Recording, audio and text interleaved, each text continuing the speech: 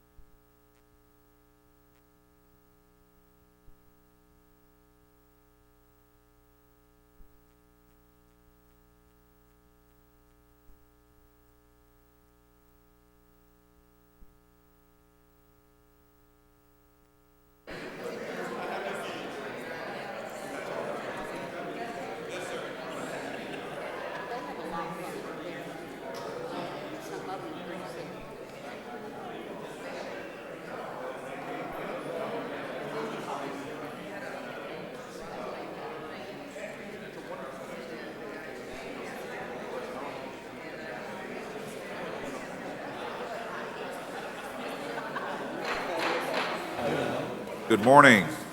We want to welcome you this morning to the Hidalgo County Commissioners Court meeting for today, July the 22nd, 2014.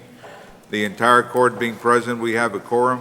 Please join us in our Pledge of Allegiance. Pledge allegiance to the flag of the United States of America and to the republic for which it stands, one nation, under God, indivisible, with liberty and justice for all.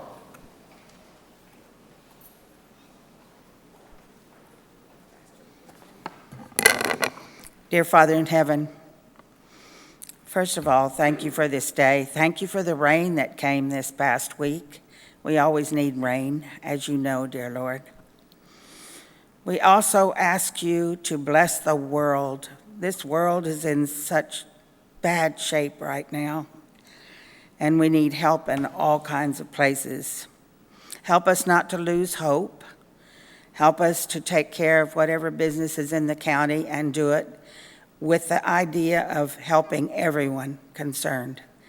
And we thank you again, dear Lord, for family, for our country, for our state, and for all your blessings. In the name of the Father, Son, and the Holy Spirit, amen. Amen.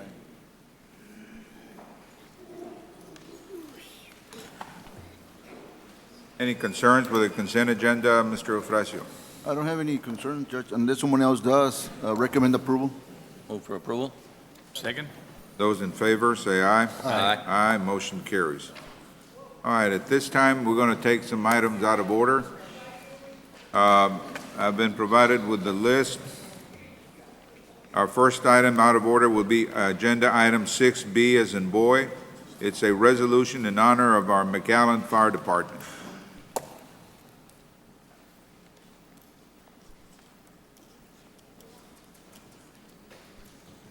Good morning, Judge, Commissioners.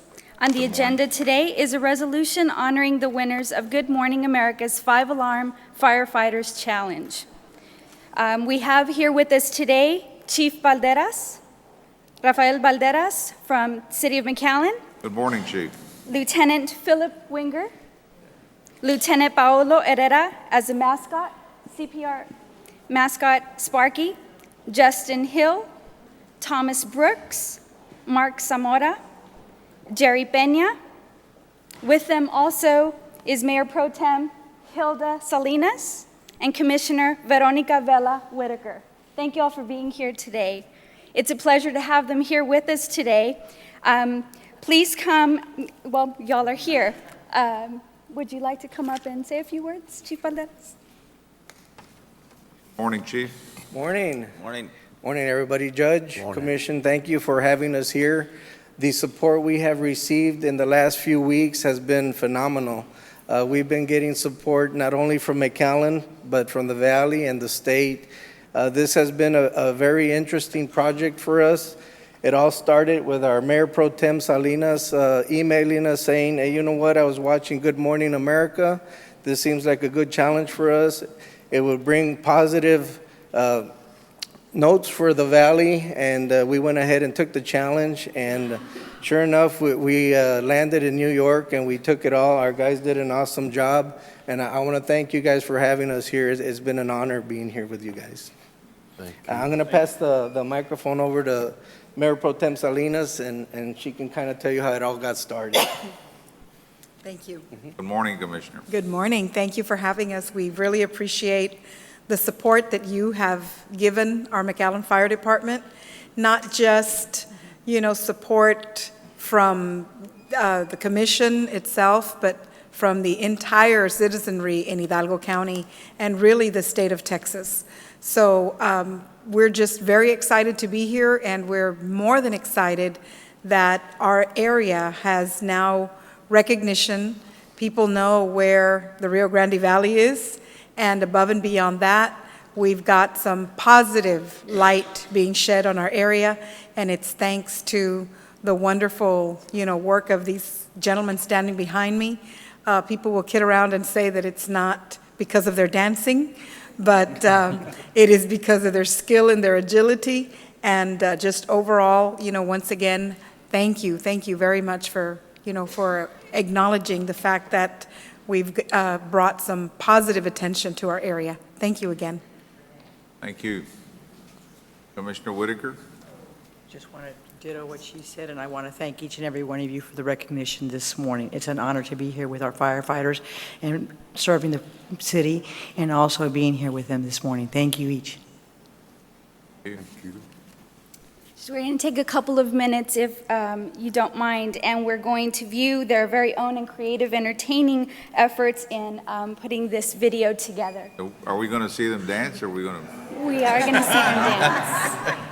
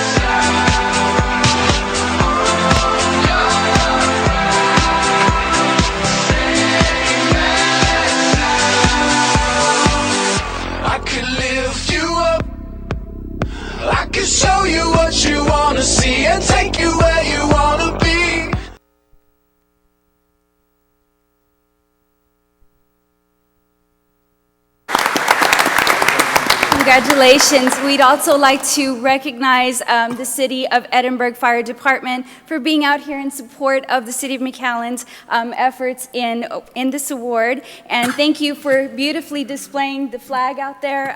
It made me feel so honored when I arrived. So thank you for doing that, and congratulations.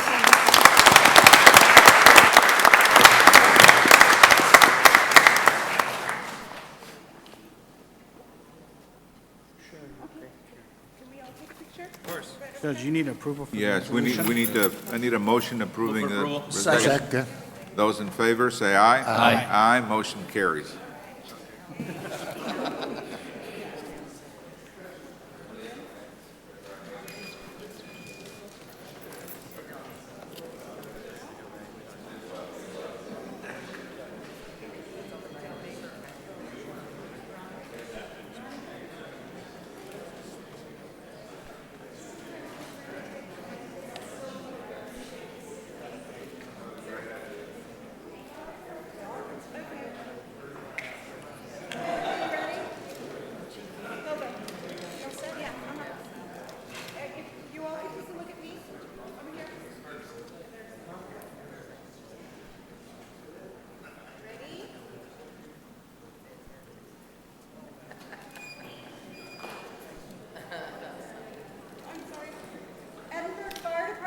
Join us up here, please? And any other firefighters? Hidalgo County firefighters, please? Okay, there we go. Ready? 1, 2, 3. We're going to take another picture with everybody. One more.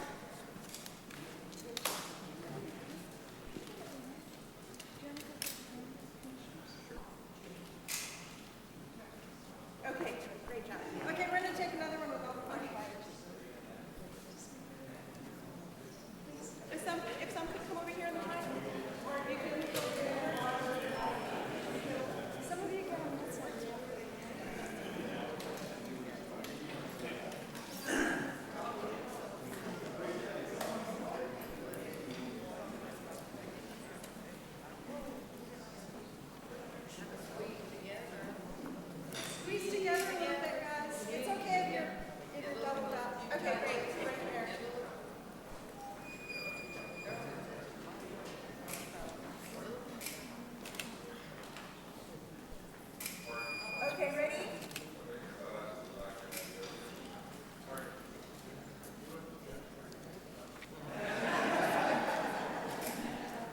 guys, get closer. Now that there's space, get closer, please. Squeeze in tight, tight, tight. Thank you. Thank you. Okay, over here.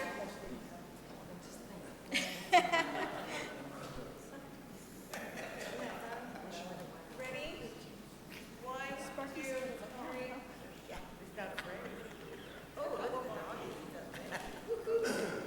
Look this way too, guys, for these photographers. There's one more right here. 1, 2, 3. Thank you.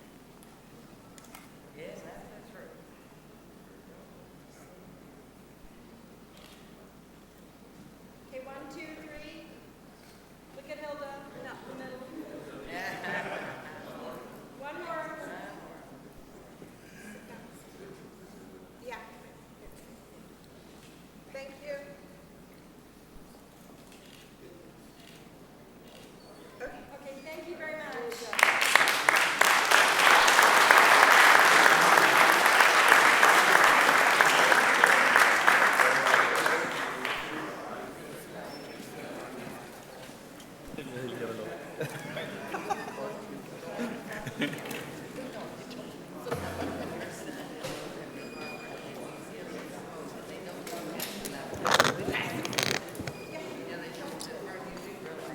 Another item that we're going to be taking out of order, recognizing the presence of our county clerk, Arturo Guajardo.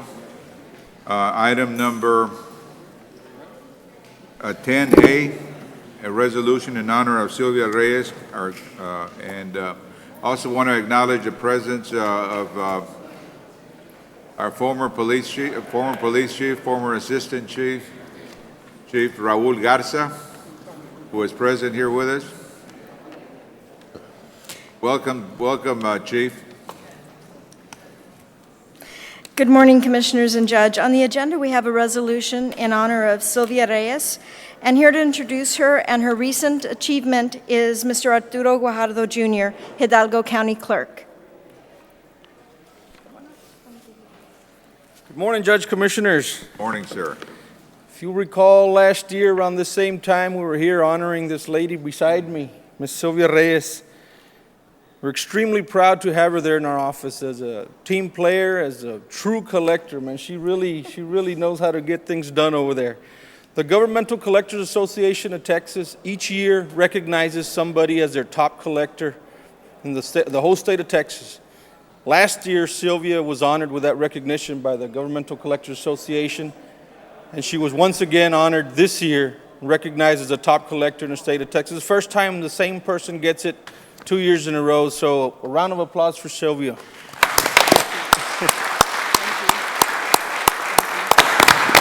you like to say something? Good morning. Thank you very much for honoring me this morning, Judge Garcia and all the commissioners. Last year when I stood here, I told you all that I was going to do my best to come back. I was really kidding. I really didn't think I was going to do it again, but here I am. I want to thank you all for honoring me. I want to thank my boss, Mr. Guajardo, who has been very supportive of me throughout the years that I've been there. My supervisor, Mr. Juan Antonio Perez, who's back there, he's the one that nominated me, and it's also very encouraging. He keeps us working hard. And of course, my coworkers at work, without them, I wouldn't be here as well. My family, my dad, Raul Garza, my brothers and my sisters, and of course my better half, my husband, is here with me this morning. All I can say is thank you very much. I'm going to try to come back next year, but I don't know if I can do it 3 times in a row. So God bless you all, and muchas gracias. Thank you.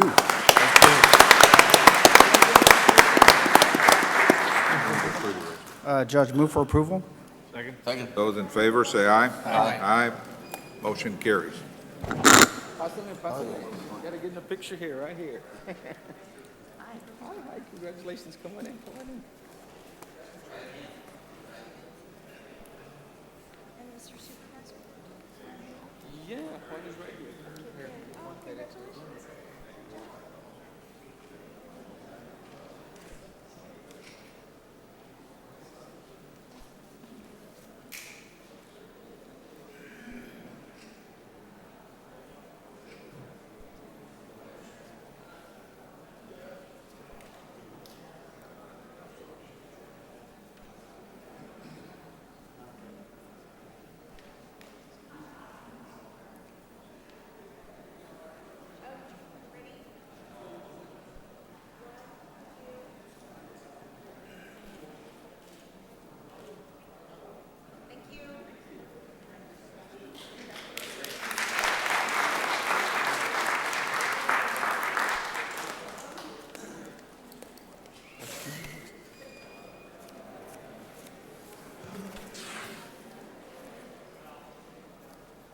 And the next item is item 17A. It's a resolution in honor of Cindy Gutierrez.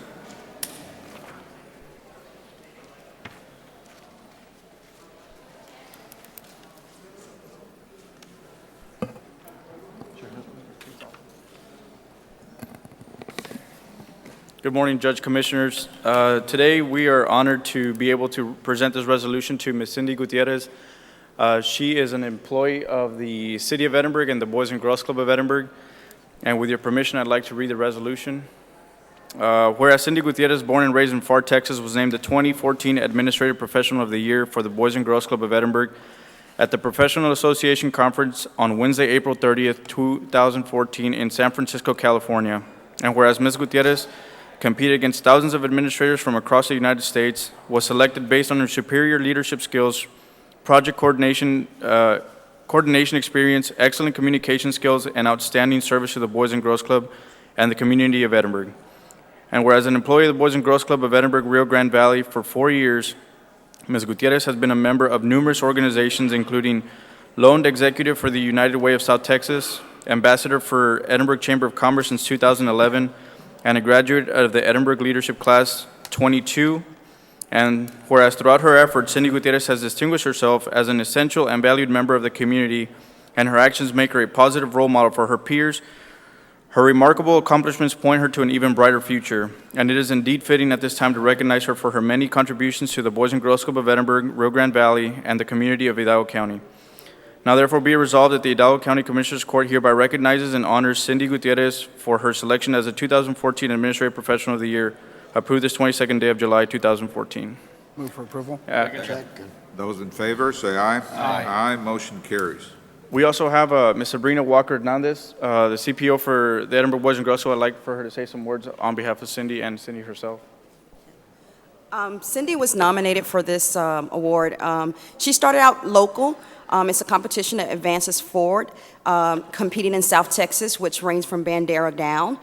She then moved on to regional, which is a 7-state competition, and then to national. National not only includes the U.S., but it includes international, Japan, Germany. So we're very proud of Cindy. I just have one thing when I surround myself with people and nominate them is, do I trust them with my job? And I can unequivocally say, I trust Cindy 100% with my job. She makes the organization look good. She takes care of the kids, so I give you Cindy.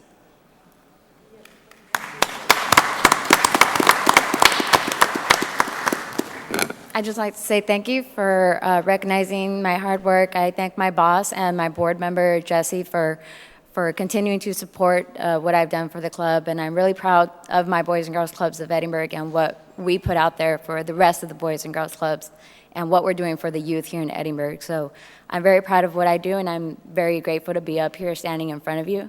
And I thank you again for recognizing my achievement with the Boys and Girls Club. Thank you.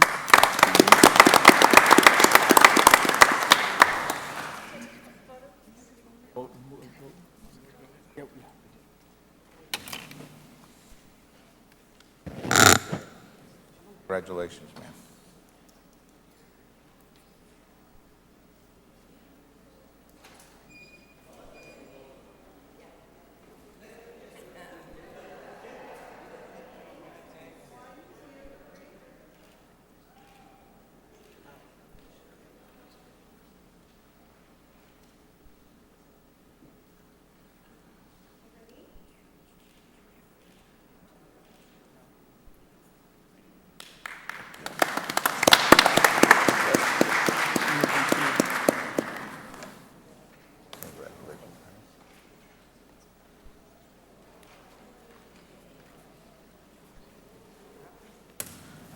Another item that we're going to be taking out of order is item 8A, discussion regarding the creation of a J.P. warrant officer bailiff position for J.P. Contreras.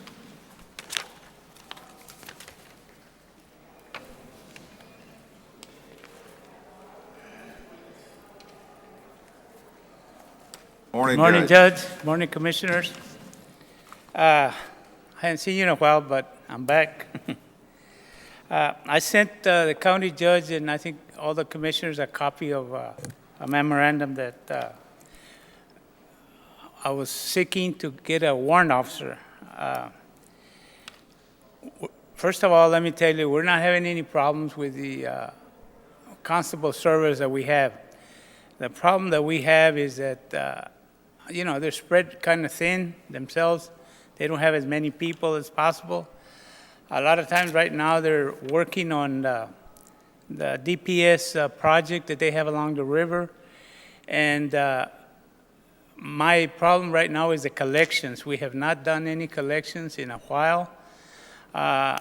If you recall, Commissioners, back in 2004, DPS quit serving warrants, so they assigned all those back to the JP. So that's when the position of warrant officer was created. We had him for a while, and it was pretty successful. And then, for some reason or other, they were taken back to the constables, which is fine. The problem is that when we started getting help from the constables, we only had one person to serve 2 justices of the peace. And it was half, for 1 week, they would work for precinct 2, place 1, and then the other precinct 2, place 2. So the collections kind of suffered a little bit. And then when all this other problems started with the undocumented, the flow of immigrants, whatever, that thing just kind of, the collections were put on the back burner.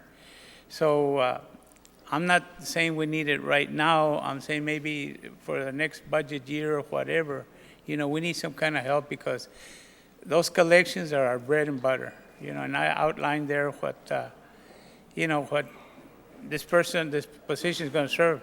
Now, they can still be under the constable. I have no problem, whatever, but I need somebody to be assigned there full-time, to our office. Because sometimes, we have courts every day. Sometimes I might be out of the office, and we need a presence of some official there. And this person, in my opinion, would have to be a certified police officer. Because if you put a regular person, then you cannot, by law, you cannot serve warrants. So it's got to be a certified police officer. So at this time, I'm just requesting that you consider it either now or in the new budget year, and I'll entertain any questions that you might have. Judge, I think this is the appropriate time. We're currently working on the budget for next year. Yes, sir. So I certainly support that, and I'll bring it up at the appropriate time. Okay. Any questions? Thank you very much. Thank you, Judge. Okay. At this time, we need to move to item number 7C of our agenda. We have a public hearing posted for 10 a.m. that at this time we need to conduct. And at this time, we're going to open up and conduct a public hearing for comments regarding the Internal Revenue Code Section 147, Section F, concerning the proposed financing by Public Finance Authority of the acquisition and rehabilitation of an apartment complex known as Heritage Square Apartments, Edinburg, Texas. Number 2, resolution approving the financing of the acquisition and rehabilitation of Heritage Square Apartments located at 515 South Sugar Road, Edinburg, Texas, 78539, by the issuance of bonds in an amount not to exceed $12 million by Public Finance Authority on behalf of Agape Heritage GP, Inc., and authorizing the county judge to execute the approval in behalf of the county. Is there anyone who is here that will speak to what we're attempting to do here in order to provide some basic information to the community so that they can then determine whether they want to make any comments in favor of or against?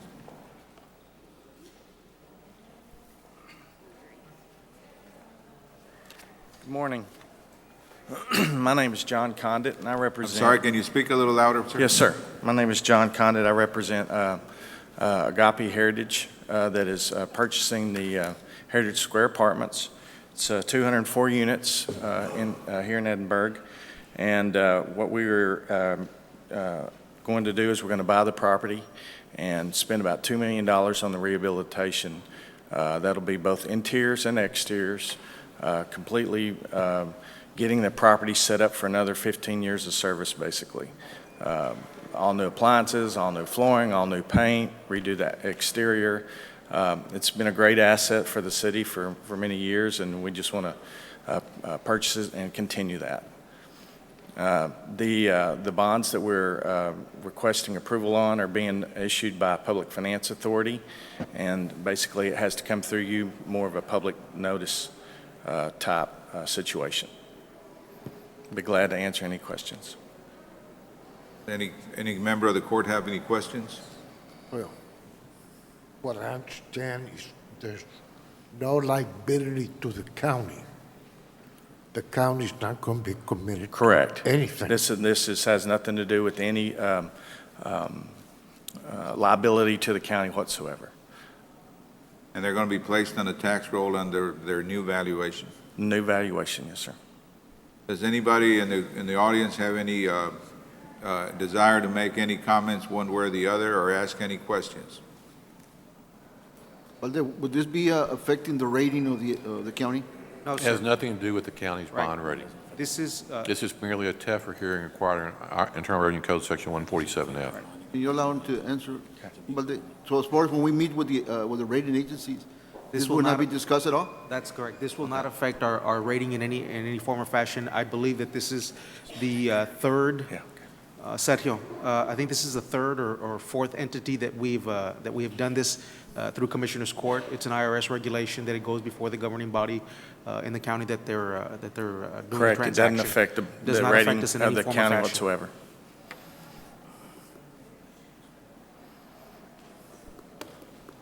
All right. And I know you have as your counsel, our state representative, Mr. Sergio Munoz. Sergio, do you want to make any comments? Judge, I'm just here on behalf of trying to assist Mr. Conant here on the public hearing. As he's already mentioned, it doesn't count against the county, doesn't affect them in any way, and they're looking at putting over a $2 million investment to rehabilitate this project, and it's already been mentioned how it'll in turn be put on the tax roll for the benefit of the county, Judge. All right, sir. If there's no other person desiring to make any comments, at this time do you have any comments?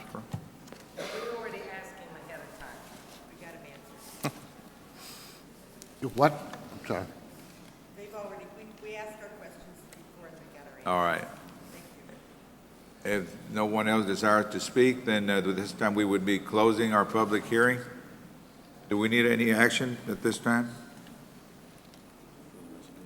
You just need resolution approving the financing. Item C2. Those in favor say aye. Aye. Aye, motion carries unanimously. Thank you. You're welcome, sir. Good luck on your project. Thank you.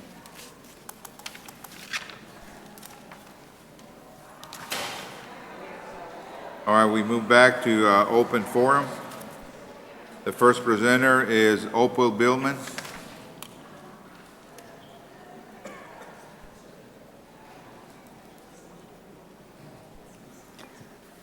Good morning. My name is Opal Billman. The court has the authority to uphold the law. In a divorce action, the court had no legal authority to keep our community property and court appoint our son to manage it. The court owes me an accounting of all income earned by my community property during the years I have been forcibly prevented from involvement in the management of property that belongs to me.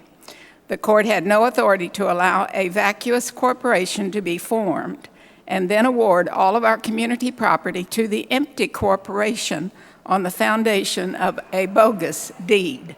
The court cannot sell community property that belongs to us. Claims of selling our community property from the corporation to the City of Mission with assertions that the corporation is keeping our mineral rights are false. The corporation has never had any ownership in our community property, which includes our mineral rights. These actions of the court reveal the attempted takeover of our community property and do not uphold the law. The law is, because Joe died, the case must be dismissed. That has yet to be done. Upon dismissal of this case, actions of the court are moot. In November of 1971, Joe and I borrowed money from the First National Bank and bought 20 acres with an existing citrus orchard of John H. Sherry, Lot 193. During the last hard freeze, we lost the trees and cleared the land. Joe and I bought seedlings and replanted about 5 acres. On the balance of this 20 acres, someone has trenched a huge bar ditch across the field and connected the ditch to our private lake. It appears to be for drainage of Glasscock Road and the western area. I asked Drainage District Number 1 if they participated in the pulverizing of this 20 acres of our land. They said no. I asked United Irrigation District if any of their pipelines were connected to our lake. They said no. I asked the City of Mission if they were involved in using this 20 acres for drainage into our lake. They said no. So we go back to the court. The court cannot allow access of our private property to any public utility or anyone else. Our lake is privately owned by the 2 people who dredged it. Thank you. Next presenter is Virginia Townsend.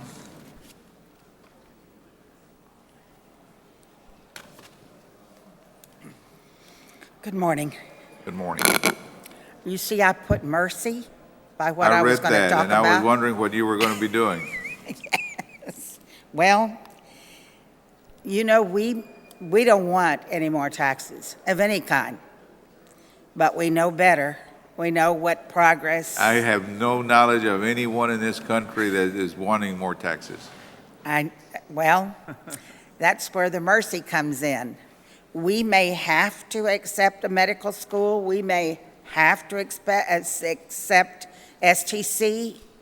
We may have to expect our schools, our towns, our county. We may have to accept the hospital district. What we don't have to accept is that new courthouse. Now, I'm going to tell you, I don't care how much the people who work in the courthouse tell me it's absolutely necessary, we have to have it. I agree 100%, but not now, not even close to now. We can't afford it. Maybe when things turn around and the economy turns around and things get better, maybe we could think about it. But to keep going with this courthouse, I'm asking for mercy. I am serious. You've got to have mercy on your taxpayers. This is just too much. We have to accept a lot of things and swallow it. But we don't have to accept something that isn't absolutely necessary right now. We spent a fortune on those chillers, the new ones that came in. It was so much money. That was brand new thing, should be worth at least 25 years with the chillers. We spent a fortune on the place where the sheriff can bring the what do they call it? Port? Sallyport. Sallyport. Spent a fortune. A whole lot of money and a whole lot of time went into so it's worked so we can bring the prisoners in and not have anything. Now we're talking about having separate kind of things for prisoners in the new one. It's all wonderful. Of course, we want to progress, but not on the backs of the taxpayers right now. It's impossible. Please don't do it. Don't go forward. I mean, every time you do something and make another deal with the architects to do one more thing on it, whether it's schematic design, what comes next? Well, you go into the regular stuff of starting. They didn't even figure it out yet where, let alone what. It is so exasperating to me. And I would like to see things progress, like I say, but not now, not in the shape we're in. And I'm tired of it.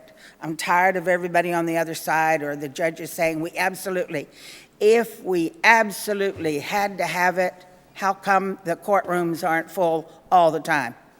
How come the majority of time the courtrooms are not full? There is an unusual kind of thing going on around here to try to say we're in terrible shape and we have to have, and yet when we go and check, that isn't the case. So it's, no, I'm just asking. It's up to you all whether you go forward with this or not. That's why I said have mercy, because we can't do it. Thanks. All right. Forgot my glasses. Oh. Okay. We're not going to take any action on 6A until next week. And that young lady will honor us with her presence. Item 6C. Morning, Judge. Bobby Villarreal with the County Judge's Office. Discussions. Is Senator Hinojosa here? Not yet, but this item is not. All right, go ahead. With his purview. Discussion, consideration, and approval to adopt the Economic Development Incentives Program guidelines and criteria under the provisions of Section 381.004. We had brought it last week, but y'all asked to review it. Bobby, speak louder and get it closer to you. We had brought it last week, but it came in a little late, so y'all wanted some time to review it. What this is just an approval to renew the 381 guidelines that grant tax incentives to different companies. One new thing that we did work with legal on was we have some monies, unclaimed tax credits from the Texas Comptroller, which says that in order for these to be used, you have to have an appropriate program. So we've incorporated that into the 381 guidelines. And these monies are not general fund or taxpayer dollars, but rather unclaimed capital credits received from electric cooperatives in our service area. Essentially, this program will allow the county to consider projects such as promoting and attracting businesses to Hidalgo County, education, training, economic development initiatives, and some other economic development initiatives. And as always, this funding is at the discretion of the court. So. Bobby, you mentioned just a new change on the appropriate guidelines. Other than that, that's pretty much the only change to that, yes. To the agreement? You have an agenda 6C? Yes, 6C. Did you ever get a written legal opinion regarding the $1,000 fee? I would defer to Steve on that. I think Leo was I addressed that last time. The $1,000 fee is only for tax abatements, and that's pursuant to the statute. Right, but there's no specific reference in the. Okay, yeah, that's what I think you already gave him. Well, you addressed it verbally, but I was looking for a written opinion, and I think your office issued it. We drafted the changes. I'm sorry? We drafted the changes. No, but we read the statute, and there was no specific reference to the $1,000 on the Chapter 381, but your office issued a legal opinion that it references the tax abatement. And we legally assess at $1,000. You can legally assess, as I said last time, under the tax abatement statutes. It's not under 381. 381 references the tax abatement statutes, and that's where the fee is. Thank you. All right, we need some action. Are there any other questions? Move for approval of 6C. Those in favor, say aye. Aye. Aye, motion carries. Thank you, sir. Thank you, And Judge. we'll take the next two items up when Senator Hinojosa gets here. We'll let you know. At this time, Mr. Guerra, item 7. Thank you, Judge, Commissioners. There is no action under items 7A, 1, and 2 unless it's actually be taken further down the agenda. Judge, Commissioners, Mr. Palacios from Prodigy is ill this morning, and therefore will delay the presentation until next week on an update on the first and second floor renovation of the old administration building. The court has taken action on items C, 1, and 2. Item D, Judge, Commissioners, I'm asking the court, or I am disclosing a firm name change with one of our attorneys that is handling some of our cases. And so, as a disclosure, presenting to the court a name change from Palacios and Associates to Palacios, Garza, and Thompson, PC, in connection with letters of engagement, billing for legal representation of the following cases.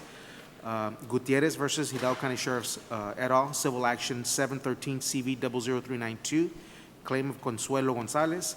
Serna versus Hidalgo County, CL 142283. Caudillo versus Hidalgo County Sheriff's Office, CL 11-2010D, and Regalado versus Hidalgo County Sheriff's Office, C 1005-11-C. If I'd like for the court to take action on the name change, that way I can update our letters of engagement to reflect the new name. Second.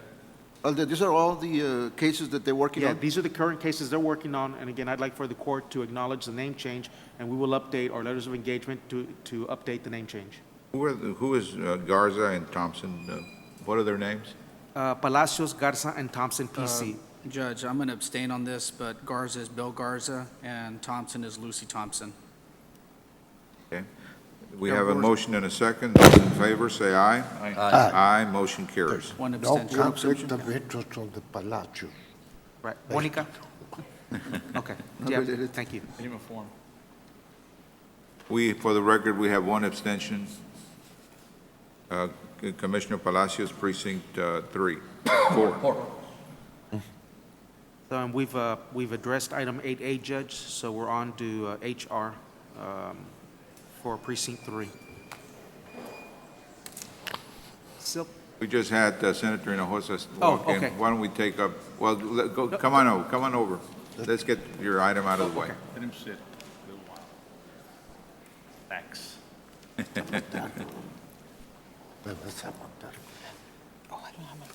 morning. Vas a matar. Good morning. Item 9A, approval of following personnel actions. Delete maintenance 1 slot 44 and maintenance 1 slot 45, both at $28,840, and create a truck driver 3 slot 48 at $32,960. And number 2, approval of revised salary schedule. Move for approval. Second.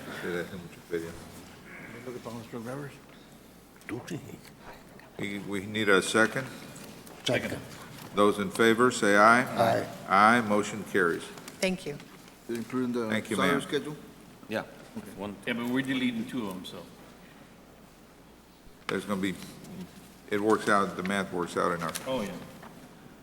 Okay, we now move back up to item 6D, as in David.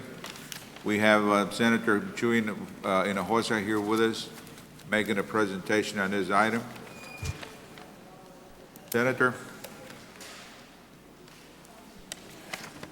Are you ready, sir? I know you just walked in. Are you ready to proceed? Yes, I am, Judge. I came on a state plane. They landed in Weslaco instead of McAllen or Edinburgh. But yes, sir. All right. Is there any member of the court that has any questions? Judge? I think maybe if I just make a real short presentation, if I may, Judge. Yes, sir. Yes. I think we all know that this last session we passed legislation to create a new medical school.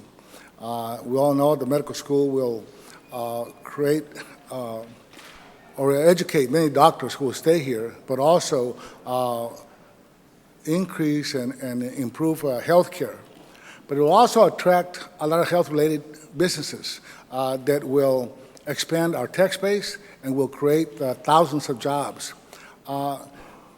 But a hospital district goes hand in hand with fully developing a medical school. And in the state of Texas, every medical school has a hospital district along with it. And the need for a hospital district is pretty simple. The hospital district, under federal laws, is the entity mechanism that is used to draw federal monies. By that I mean, if we didn't have a hospital, we don't have a hospital district, we would not be able to access federal funds like the 1115 waiver monies that used to be called the upper payment limit. Last session, if you recall, we passed a special legislation to provide and create the Provider Fund. The Provider Fund covers, I think, 3 counties, Hidalgo, Cameron, and Webb.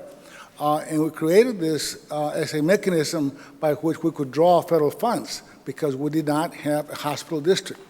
Well, that piece of legislation will expire, has a sunset provision. So the hospital district will help us, regardless of what happens at the federal level, draw and $3 for every dollar that we have at the hospital district level. Keep in mind that right now, state law requires that a county set aside 8% of their budget for indigent care. With the hospital district, the county will no longer be responsible for that 8%. That money will stay with the county, or you all use it however you see fit. The hospital district itself, there were some issues and questions that came up. For example, one of the proposed changes is that the Commissioner's Court has veto power and has to approve their budget. The Commissioner's Court has to also vote and approve any tax rate that they may propose. And in addition to that, we talked about having a cap of 25 cents per 100, not being able to go over that amount in the event that there was needed, and I don't think it'll be needed. And then we also talked about possibly having start out with a rate of 8 to 9, 10 cents per 100. And I'll go on and on, but I'll be glad to answer any questions. Why don't we make the commissioners aware as to what we've done? We've been meeting. We've met at least twice. The cities represented by the mayor and city managers of McAllen, FAR, Edinburgh, and Mission.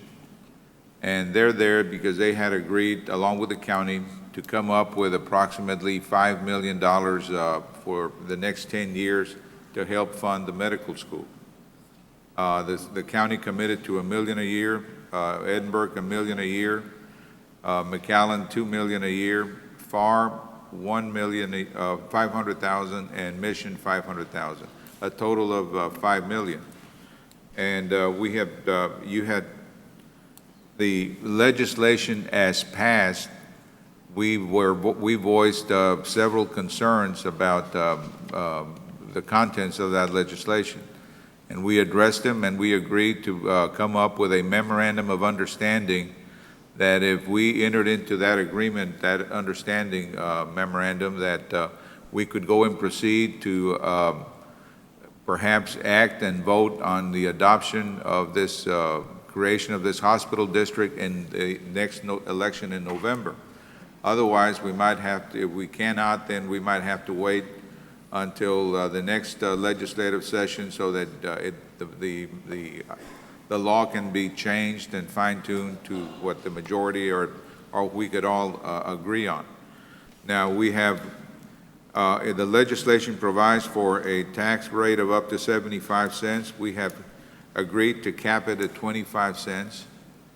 We have a budget and tax rate ratification by Commissioner's Court included, which means that whatever board exists prepares a budget and sets a tax rate, that it'll be required to come to the County Commissioner's Court, whoever they may be at the time, and they will have the ability to either say yes or no. And that we would have a provision ensuring the 8% rollback provisions that did also apply to the hospital district. The 8% rollback is the one that will allow the community, if they see that the tax rate is being increased above a certain amount, that the rollback will apply, that they can petition to have an election to get the tax rolled back. That we also agreed that we adopt the state definition for service qualifications. In other words, whatever individual whom meets that certain criteria that the state presently has to be entitled to receive the benefits of indigent health care program, that they will be adopted and included in this new law. There's not going to be any changes, and there's not going to be any new individuals that would qualify. And on the issue of vacancies, the law said that the vacancies would be filled by the board. What we agreed and concern was that we didn't think that was proper, that we wanted the vacancies to revert to the appointer. If there's a vacancy where the appointee was made by the court, then we wanted the court to make that new appointment, as well as the cities, depending on who that person was. And number 6 was that we include language to prohibit tax increment fund participation. Now, the issues that we have not agreed on, and those are the ones that we need to talk about, and that is the board composition. The legislation provides that there shall be 9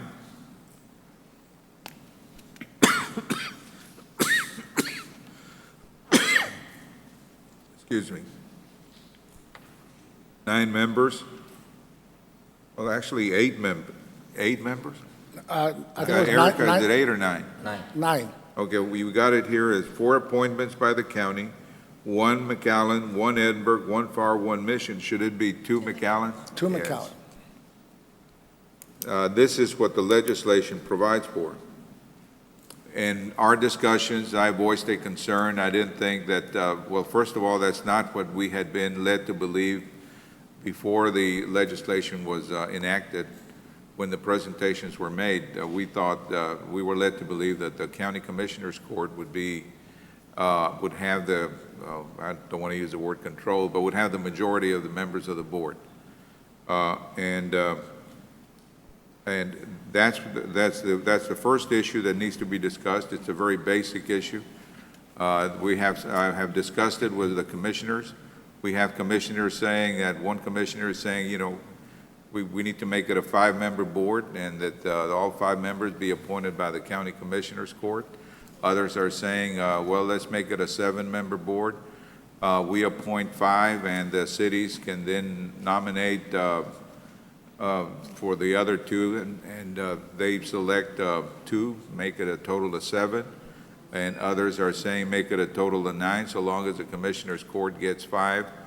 The cities can each appoint 1 and make it a total of 9. And those are the discussions that we have been having. And I believe that commissioners, if there's any questions, now would be the time.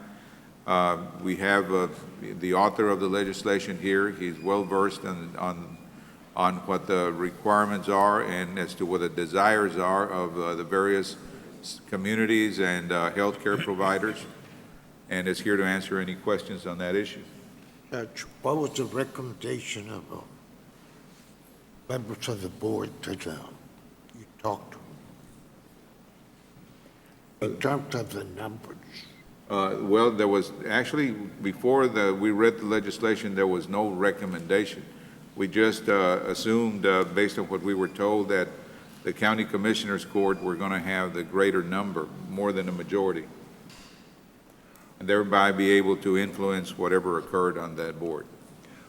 One of the trade-offs, if I may, that took place Yes, sir. during the discussions is that by giving the county commissioners 4 appointments, then 1 to each city and 2 to McAllen, 1 to Mission, 1 to FAR, 1 to Edinburgh, 2 to McAllen.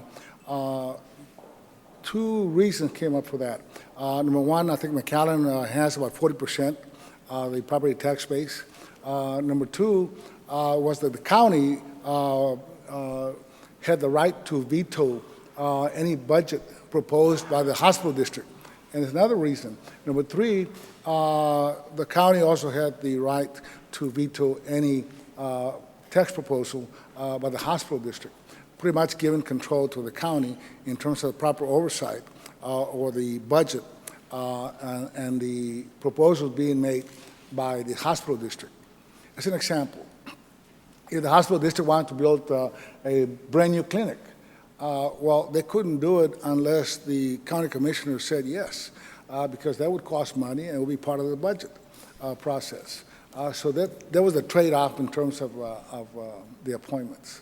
The concern that I voiced was that I felt that the cities, this is a one-shot thing. They're going to make their contribution towards a medical school and it's going to go away. The legislature, for whatever reason, imposed the added burden on the county commissioners court to use ad valorem tax dollars to fund indigent health care, one of these unfunded mandates. And therefore, we had a greater interest because we spent, you know, this year we're going to be spending $8 million towards that effort, plus an additional $1 million towards the med school. That's $9 million. And also, in looking at the state, at the hospital districts that presently exist. The one in Bexar County has 7 members, all appointed by the Commissioners Court. The Travis County has 9 members, 4 by the County Commissioners Court, 4 city, and 1 joint. But Tarrant County, which is Fort Worth, they have 11 members, all appointed by Commissioners Court. El Paso has 7 members, all appointed by Commissioners Court. Harris has 9 members, all appointed by Commissioners Court. Dallas County has 7 members, all appointed by Commissioners Court. And I believe that the reason that that exists is because of these unfunded mandates that are placed on the counties. The counties want to have some significant say-so as to what happens, what occurs, what tax rates are set, what expenditures are made. Your Honor, Judge, the county will actually have a say-so on that as to. I know you're the saying budget. that we will because of the budget veto, and we can change the budget. And, Correct. But also, if I would just point out, the responsibility that the county presently has under present law, the 8% of the budget for indigent health care will go away. Their responsibility will shift to the hospital district, so that monies will be freed up to the county. Judge, why couldn't we just have each commissioner and each judge appoint one to be 5, and there'll be 2 members, will be alternated, there's 4 cities, 1 year apiece. I think we need to come up with what our proposal is and suggest it to the senator and see if we can get the cities to agree that that's what we ought to do. Whatever the cities and the county agrees, I mean, in the legislative level for us, we set up the framework by which the hospital district functions, but those are local decisions that are made by the cities and the county as to how you want the appointments to be. What about the smaller cities? Do they have any voice? Well, they haven't come up with any money, so that's Well, but they still are part of the county. right. And they would be impacted if we have any kind of tax on it. The only way to everybody get representation is for the county to take control of the whole votes. I mean, as you know, precinct 2 will take, represent all the precinct 2, precinct 1, instead of just selecting a few cities. One possible compromise. Yeah, no, whatever we propose and we agree to, because the legislation has already been passed. But, we've got this understanding that we're not going to be doing anything about it until we look at this, try to see if we can come up with this agreement. And then the law will be changed. It's a local bill that ought to move quickly, and we ought to hopefully make the changes that we all agree on. This will be designated as a local bill so that it gets priority, and pretty much it's whatever the county and the cities decide. If I may suggest, Judge, the appointments, they differ from hospital district to hospital district, as you were reading. So whatever the cities and the county commissioners decide will work best for Hidalgo, I'll amend the statute to reflect that compromise. I think we need to start going on the record. Let me begin by saying I would favor any, whether it's 5 or 7 or 9, any one of those numbers, so long as the county commissioners court has the ability to either the members serve on this board or be able to appoint the majority of the members of the board. Judge, couldn't they be 10 members and 2 apiece? 10 members, the commissioner will get 2 and the judge will get 2. We need an odd number so that there will always be a majority. Okay, the judge will get 1. I remember. I think you need the last time we went through this effort, Commissioner Tito Palacios didn't want me to have any either. Yeah, no, I'm just joking. I had to go to the legislature to get the right to appoint somebody. Well, we can keep 2 for you and be 4. You need 3 then. The judge will need 3. Judge, I think it's very critical that the county commission remain somewhat most responsible, being the fact that it's the fiduciary duty of the county to adhere and for assure that indigent health care is one of the priorities that we have. When you have a separate hospital tax district, obviously, you would hope that it works in synergy. We have a 59 cent, and obviously we have short tax revenue right now. With creating a new district and foreseeing an 8 cent tax rate is going to have a direct impact to every taxpayer. It's another tax. In order to make sure that there's a proportional effect, being the fact that whether we reduce the tax rate or we keep it the same, that at the end of the day, we're always looking out for the taxpayer. I'm not worried about the ones that can afford it. I'm more worried about the ones that can't, and it's always the ones that can't which affects the most. But I'm all for this. I'm all for the medical school, but I'm very concerned about the board composition. Well, what do you propose, so that we can start getting on the record as to what every one of us feels? It was real difficult when I looked at it when we were taking the medical school and whatever our one-time contribution was, and kind of integrate it with the hospital district. It's a one-time shot, Judge. We do represent in the entirety of Hidalgo County. We look out for the best interests of not just city government, but we're looking out for the rural area, no different.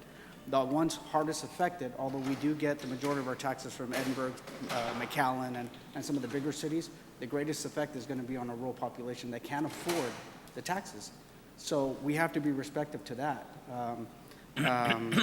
But I'm in favor for a majority role, whether it's a 5-member board, a 7-member board. You take it up to a 9-member board, it becomes more difficult. So you favor either a 5 or a 7 with the county having Yeah, and I'm not opposed for representations from cities and all. I mean, we want that balance of power nonetheless, and we believe that they could be great contributors, but So if we did 5, what would your suggestion be? The county do all 5, or how do we split it up? Or Yeah, and we if can- we do 7, what would your suggestion be? well, it'd be similar to the way we operate during the board of, for the drainage district, 5-member board, that we sit on the board, or we appoint a 5-member board. Yeah. If it And was if it's 7? it would be a rotation between the largest, every entity that's out there is figure out what the best methodology would be to move representation alongside. I mean, That would- every incorporated city? Well, either or, I'm willing to hear anything. This is just the infancy of the thought process right now, so it's hard to say what it should be, but we believe that there should be representation all along because everyone's going to be affected by this tax. And it's very difficult for Edinburg, even for Edinburg or McAllen, to know what Wesco, Mercedes, and Progresso, and all these other the tax population is affected by. It's just, I think this is the beginning stages of trying to figure out what's in the best interest of all. Well- And I think it's a critical decision we're going to have before us. I would go along with that. That would ensure that everybody would be represented. And But how would you appoint those accountability would be by the people on the Commissioners Court if we go with 5. Commissioner, if it goes to 5, but what if it goes to 7, and you're talking about all the incorporated cities? Are you going to go alphabetical order, or first year, second year, till you run out of it? Because it's hard to pick who you're going to, if it's all the cities that are incorporated. I think our best bet is just to keep the whole members as the county commissioners and the judge. 5. I think if I may, Commissioner Flores, one of the reasons that we had actually put some of the city people to be able to appoint a hospital district appointee would be that the city's mission contributed $1 million, I think. Edinburgh contributed $1 million. McAllen, I think it was $2 million. I'm not sure, and then the county $1 million.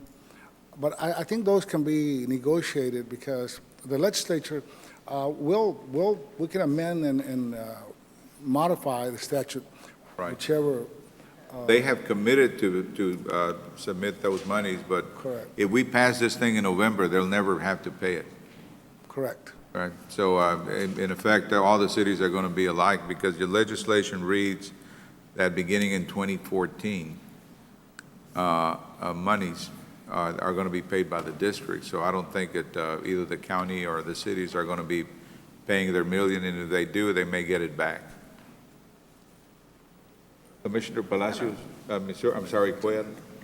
I agree with the 5. I think the 5 would be, the Commissioners Court either appoint or the commission serve on the board. But I wouldn't want to go any more than 7.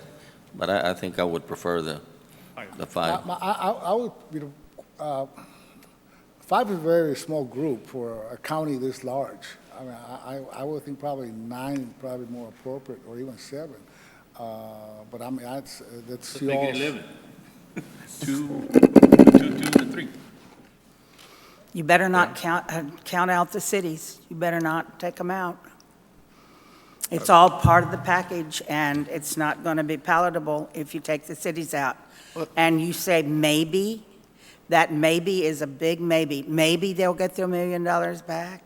Maybe they won't. What? No, I'm not suggesting we take them out at all. Don't- But we don't- got 2 representatives don't take here. them We off got of the board. Edinburgh and McAllen here to sit through their city managers. Maybe they, I don't know if they want to make any comment.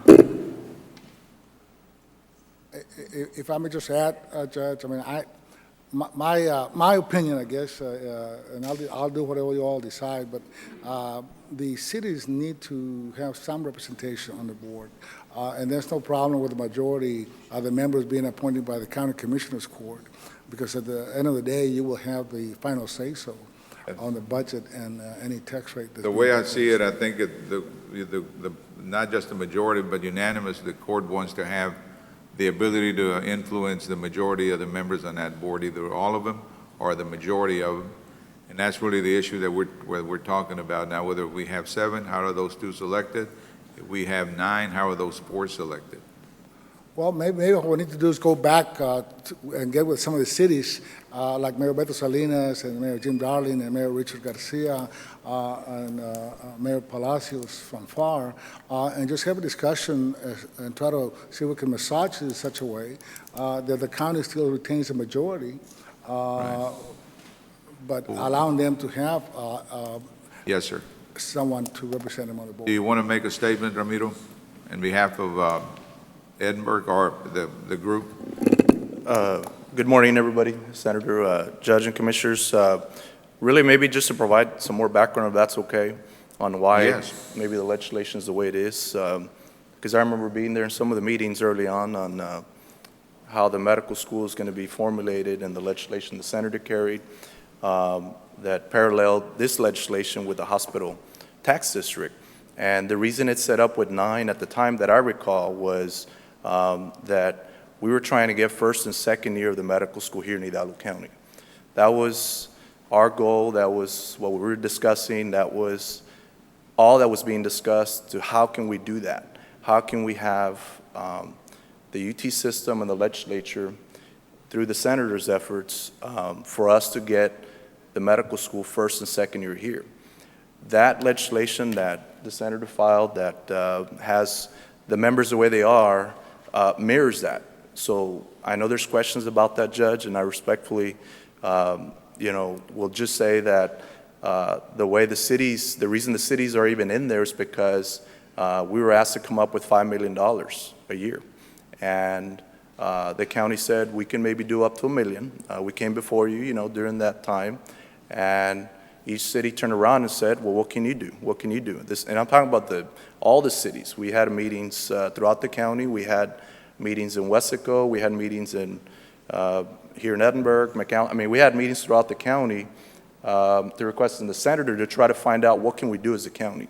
So the cities that you see in there right now are those that came up with those funds, or at least a commitment. But I mean, what was the term or the length that you would come up, or each city would agree to coming up with $1 million or $2 million? What was the term? It was 10 years. 10 years. So we needed what UT system told us was we're short about $5 million to operate the medical school.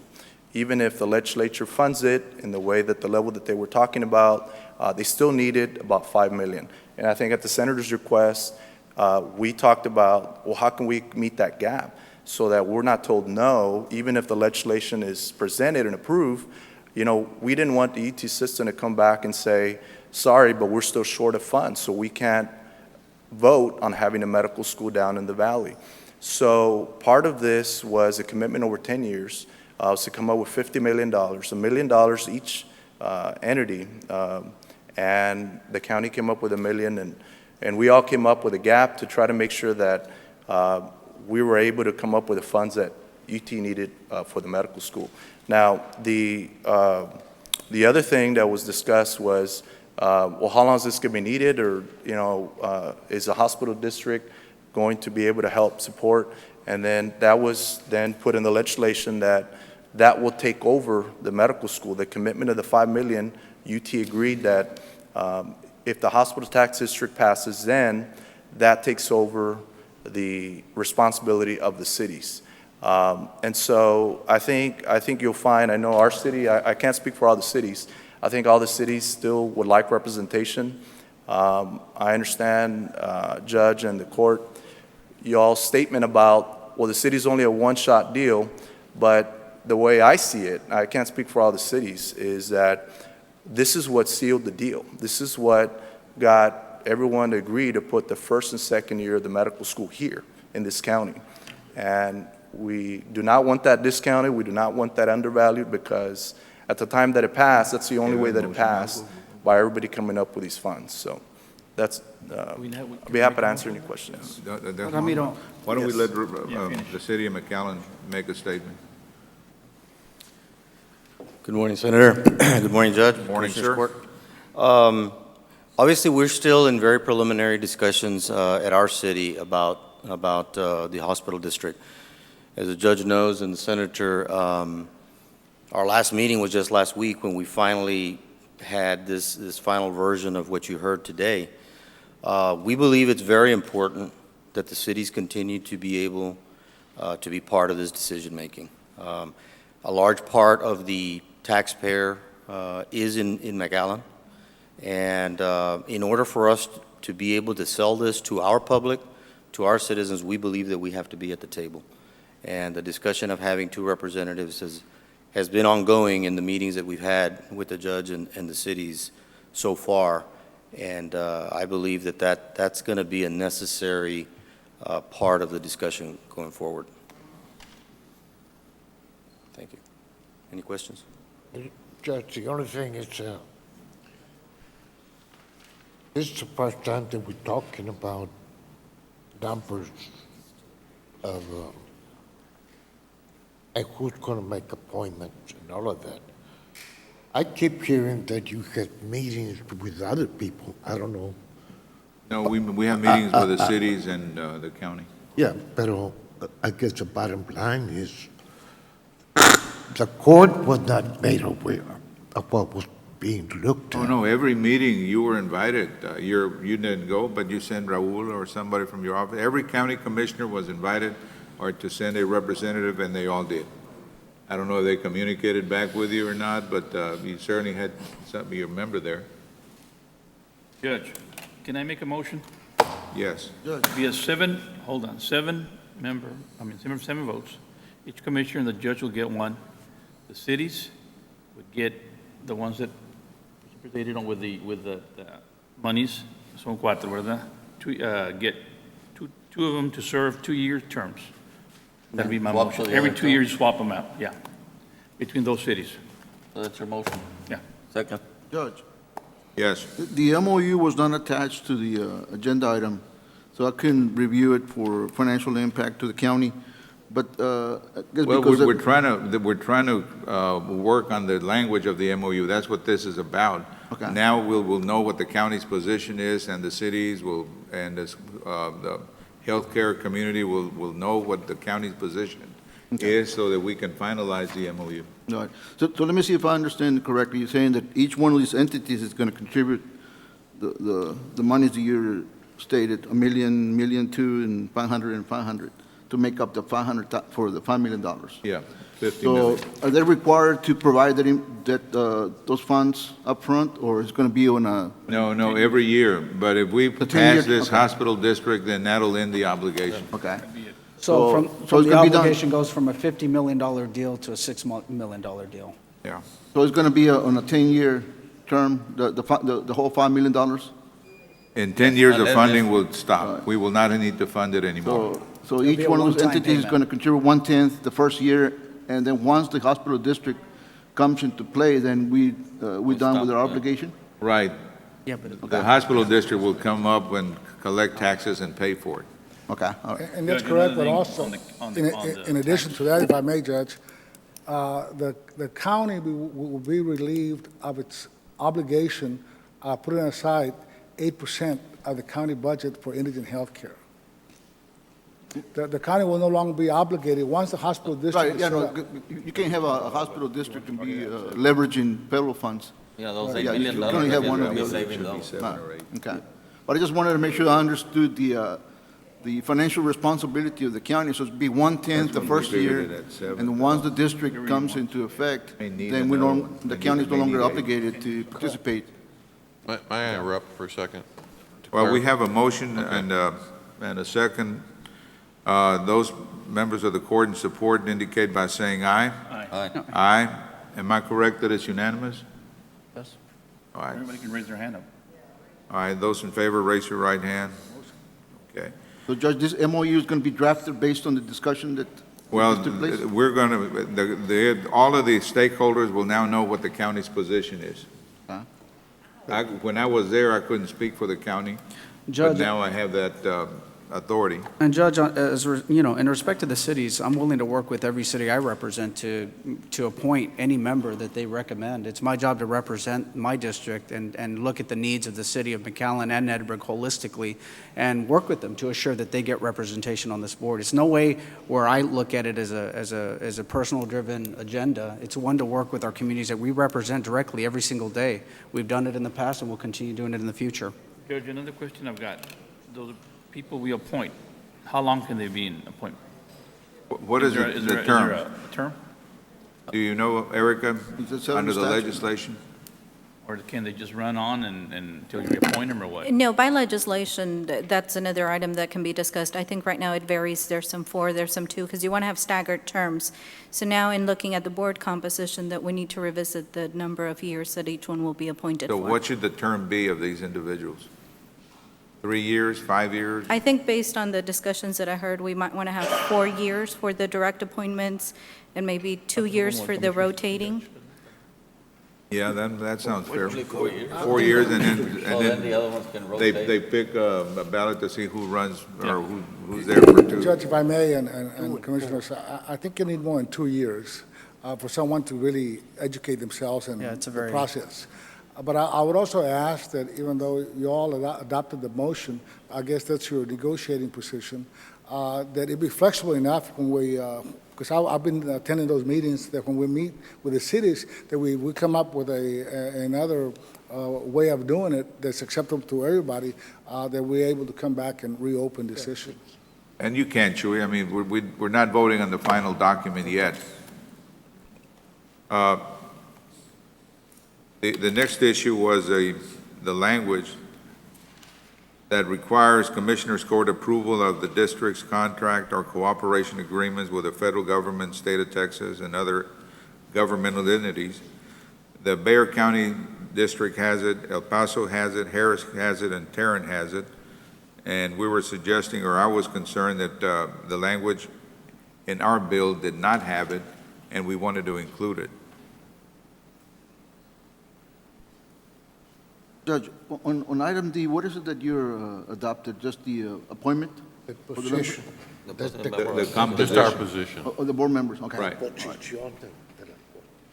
Right. Judge, what are we talking about? Are we talking about every contract or agreement between the hospital district? Yeah, and Erica, the this is federal your government? language. Tell us about it. Yes, no, that's just a clause that was included in some of the other larger counties' entities.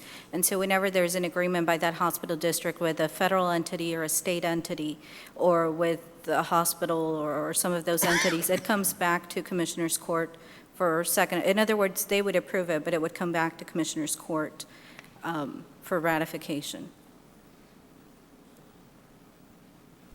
Okay, Judge, and I think on this particular item, the MOU was attached, except it's got some blanks. Why don't Or we- the dates when the, We all haven't of the gotten entities- that Why don't we leave that, Chewy, to a further discussion until we determine what the purposes of the district are? Because I really think, once we define the purpose, that will enable us to fit in some proper language.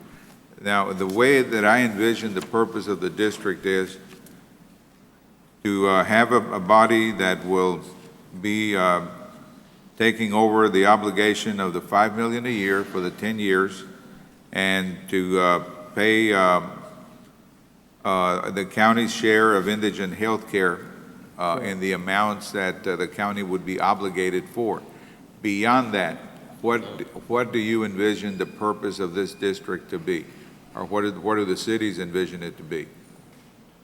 Because in reading the language, the language says that they're going to be able to come up with monies and assess for medical staff and for operation of hospitals and, that kind of thing, and I think that's too broad. I think that we need to define the specific purpose, because healthcare, as we stated before, can turn out to be an expensive, very expensive item, and we want to make sure we maintain some control. We have limits on those expenditures at state law and state statute. They're already there as to how much you expend. And the county already has a limit on how much you can expend on an individual. I guess the issue really is how much do we want to micromanage and put in statute. When you, for example, in healthcare area, it's a very dynamic area. It is not static. It's always changing. The best example I can give you is that before this, we had the upper payment limit program in place, where we would use monies from other hospital districts that would match and bring federal monies down for the county, a match 2 to 3 to 1. Now that's gone away. If you don't have a hospital district, you will not be able to bring matching money from the federal government. And that's one of the main purposes of the hospital district. But I cannot tell you what's going to happen 4 or 5 years from now, what the federal government decides to do in terms of another program that they wish to set up. So I'm trying to set up the framework, but at the same time, it's kind of difficult to anticipate every change that takes place. What my concern is, as I voiced it at the meeting, is, see, right now the hospitals are taxing themselves, they're taxing their beds, and they're coming up with about $40 million for our health funding district, and we're using that $40 million to go and get the multiplier of 1.5, and we come back with about $110 million that goes directly to them. And I was concerned that the hospital district could be used to come up with that $40 million. And, the only money that's out there is whatever they get from the taxpayer, and that would not be something that I would envision that the hospital district should have any authority to do. And that's why I'm trying to define the purpose as the hospitals see it, the healthcare community, and, well, the cities and yourself. Do we, beyond the coming up with a $5 million a year for 10 years, beyond making sure that the county's share of indigent health care is there, and beyond having an entity, a public body that can request grants and things of that nature that they may qualify for, what else do you see the hospital district involved in? Judge, usually the hospital district works hand in hand with the medical school in terms of bringing down research money, in terms of bringing down grants, in terms of bringing in the formulas that are used by the state. Can we agree that the district can have that kind of authority so long as it doesn't generate money from the taxpayer in order to be able to get these grants? Well, it can't, the way the statute is presently written, it can't, because you all can veto that. The hospital district on its own can't go off and go spend money unless you all approve it, because you're the ones that are going to say yay or nay on the budget itself.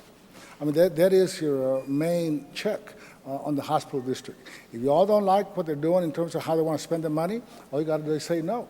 And that's in the statute. Okay. Eddie, obviously you've been involved in all these negotiations. Sure. Judge. Do you think we can come up with language that'll allow us to be able to have some control over the tax rate, because that's really what the big issue is. I think that it's possible, sir, but of course, that would be up to Senator, Jose and his team to evaluate and determine what the best course of action to take at the legislative level, because of course that level of operation is different. But I think the direction you're going, I see the direction you're wanting to go with, to making sure that there isn't any additional burden put upon the residents of the county in looking at any additional tax or any additional fees that we impose on the county to pursue matching grants or other funding sources for the health district without being properly reviewed by Commissioners Court, and or if the situation occurred that it was necessary to review by the community, by the voters. I think that there's always it's always good to rule on the side of the voters, and it's always good to rule on the side of the community to be able to have a say-so and to be transparent, sir.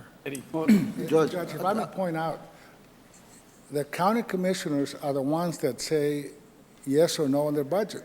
So if they want to expend money, they can't spend it without your permission and your oversight. I don't, if I can make it clearer than that, but that's what it is. Right.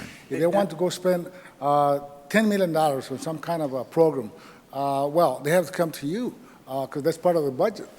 And that's, those budgets are Judge, and that was my understanding, is the Commissioner's Court has authority to approve the budget, and when you approve the budget, you approve the tax rate. So you have total control over that mechanism. Right, Senator? And that's how normally, in Travis County, that's how it works. Eddie. The Commissioner's Court has to approve all of that. I've got a question for you. If, Yes, say sir. we started 8 cents, Pardon me? $20 million, ¿verdad? You multiply that by what? Right now, the way it currently is, it'll be 20 million, plus 20 will be 40, plus 10 will be 50. 50, okay. Is that enough? Is that enough? No. It's enough for the current system, the way it's in place now. Yeah. But Well, that's why the judge was the talking definition of about grants, enough, right? yeah. That's why he was talking about maybe they could go out for grants and get money in. Right. Can that be done?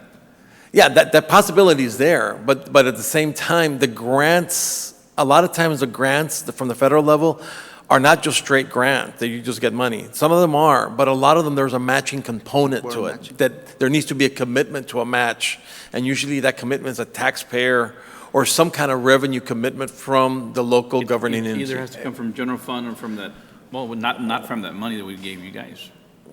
Yeah, I mean, there's got to be some way to match it, either through general fund, through a tax, through some type of, and usually the federal government has those rules. I mean, not knowing what they're I applying think for. that you need to concentrate on the language that we can put into this bill.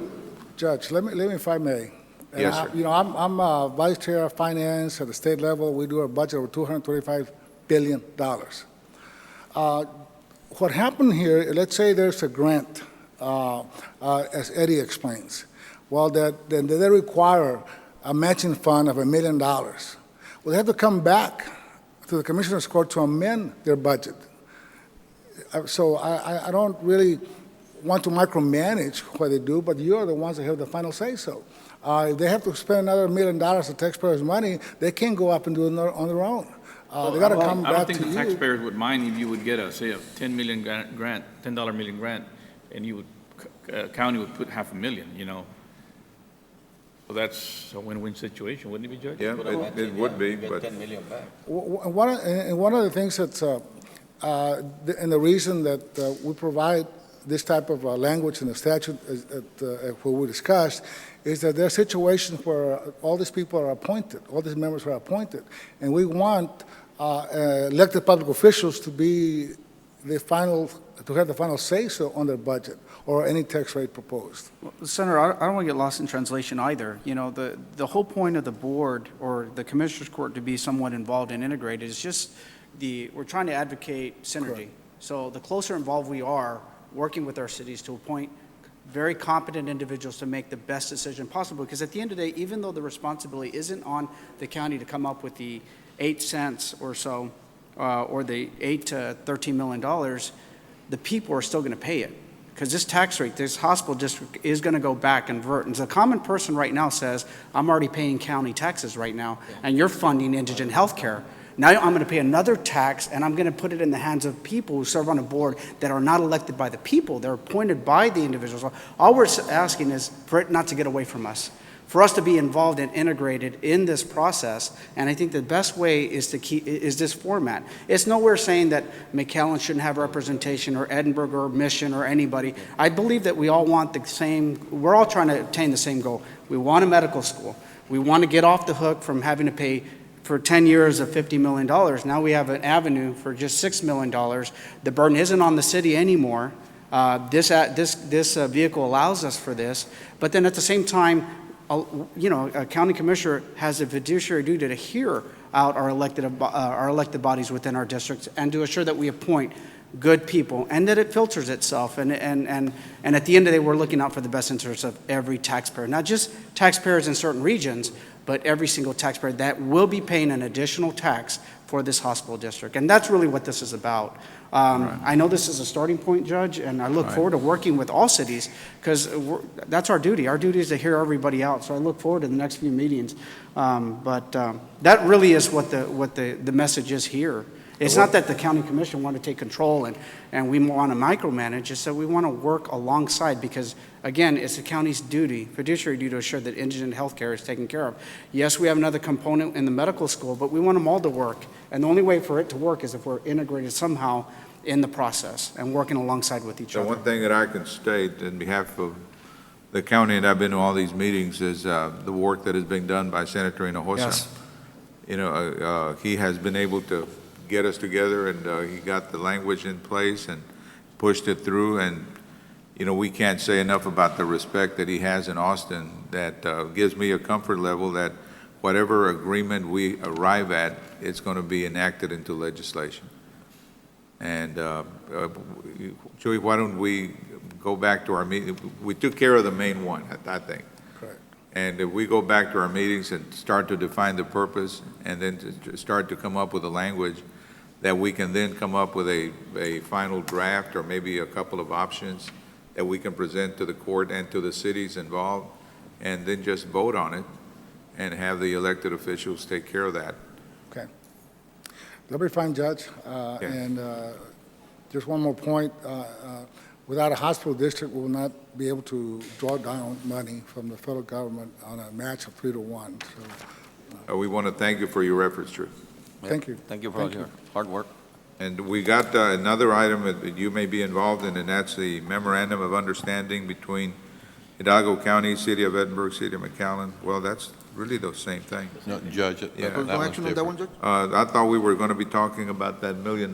That's this one, Judge. It's item 6E. We have a preliminary draft of some language that's been approved both by the council for the UT system and by us. The only modification I'd like to make on the motion is that we approve the preliminary draft of the memorandum of understanding. That reason being that there are some blanks in that draft. They have to do with dates of when the cities make their contributions and dates of when the county makes their contributions.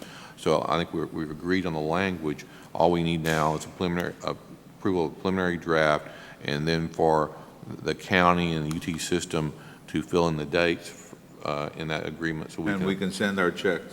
And so we can send our check later. And if I may, I did speak to Ramiro Garza of the City of Edinburgh's city manager. He's been the point of contact with Ken Shine with the UT system, and Senator Hinojosa's office as well. They did tell us that the UT has approved it to form, and Ramiro did tell us that Ken Shine has told us October 15th would probably be the date to put in the blank. My point is, though, the dates are not in the agreement. That's why I can't approve the agreement. If it's preliminary, that means that the official one would have to come back to court for approval. but it could change from what The only thing I would say that would change would be the dates for payment. well, probably that would be the case, but See, that'll be my motion, what you talked about. Second. Approval of preliminary and then Did you want to say get something? a final Ramiro? later? We're about to vote, and The you're going to get it. the only thing I was going to say, Judge and Commissioner, was the date was left open so that each government entity could decide what was best for them. So if you vote October 15th, Okay. Dr. Shine has told us that that would work for them, so. Yeah, we just All right. can't approve the agreement because the dates aren't in the agreement. All right, those in favor of the motion that's made and seconded indicate by saying aye. Aye. Aye, motion carries unanimously. So we bring back Senator, next week thank you with the very dates. much. We can't put any Ramiro, dates in. thank you, sir. UT Thank will you. have to put the dates in. We'll get it done, Chewy. Okay, item 11, our sheriff's office.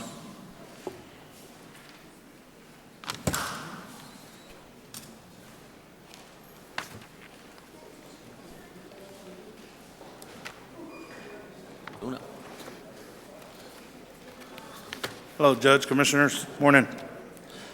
Richard Ozuna, Sheriff's Office, Hidalgo County, on behalf of our Sheriff, Eddie Guerra. 11A, under the Sheriff's Office 2011 Supplemental Operation Stone Garden Grant 1224, Item 1 is discussion, authorization, and approval to execute the Operation Stone Garden 2011 Supplemental Grant Subrecipient and Local Agreement from the Governor's Division of Emergency Management and the Texas Department of Public Safety between the County of Hidalgo and Texas DPS. Move for approval. Those in favor, say aye. Aye. Aye, motion carries. Number 2 is the approval certification of revenues by our county auditor for the FY 2011 Operation Stone Garden Grant. Move for approval. Second. Those in favor, say aye. Aye. Aye, motion carries. Number 3 is the approval to appropriate the following state budgets for award amount pursuant to subrecipient and local agreements with the County of Hidalgo for the Operation Stone Garden Grant from the Governor's Division of Emergency Management, Texas DPS. Total amount is $97,981.33. Move for approval. Second. Those in favor, say aye. Aye. Aye, motion carries. Under item B, it's a 2012 Operation Stone Garden Grant 1284 is authorization and approval to execute the Operation Stone Garden Grant Subrecipient Local Agreement from the Governor's Division of Emergency Management with Texas Department of Public Safety between us and them. Approval. Second. Those in favor, say aye. Aye. Aye, motion carries. Under number 2 is the approval certification of revenues by the county auditor for the FY 2012 Operation Stone Garden Grant.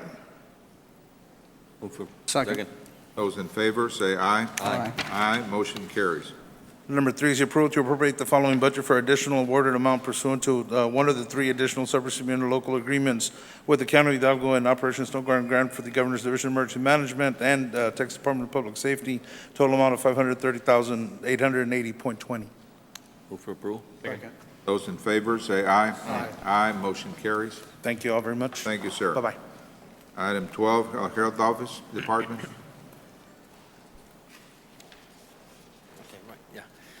Item 12, sir, Health and Human Services, under A1 is Healthcare Funding District. Sir, I do not have any items there unless you have any questions in particular. And then item B1, Indigent Healthcare, discussion action including but not limited to indigent healthcare program and 1115 waiver expenditures. Sir, the only thing I wanted to bring up, everybody, Operation Lone Star starts August the 4th through August the 8th, and that is an operation being held at the South Texas, PSJ High School on South I Road and Palmview High School on La Homa Road in La Jolla School District, and it's available to the public each of those days. Any questions? All right. Thank you. Thank you, sir. Item 13, Adult Probation.